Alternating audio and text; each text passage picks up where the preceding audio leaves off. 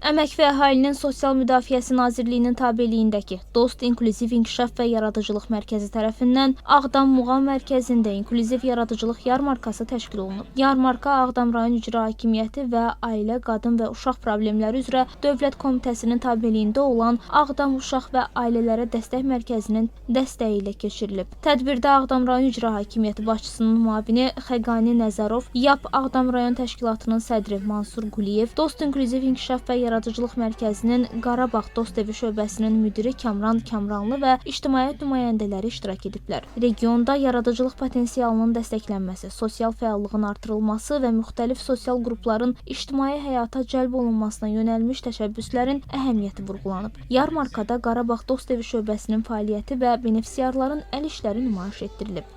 Yarmarkanı keçirməkdə məqsəd bölgədə inklüzivliyin təşviqi, həssas əhali qrupundan olan insanların yaradıcılıq potensialının nümayiş etdirilməsidir və bölgədə bu cür tədbirlərin keçirilməsi inklüzivliyin təşviqinə, cəmiyyətdə inklüzivlik anlayışının formalaşmasına və inkişafına böyük töhfələr verir.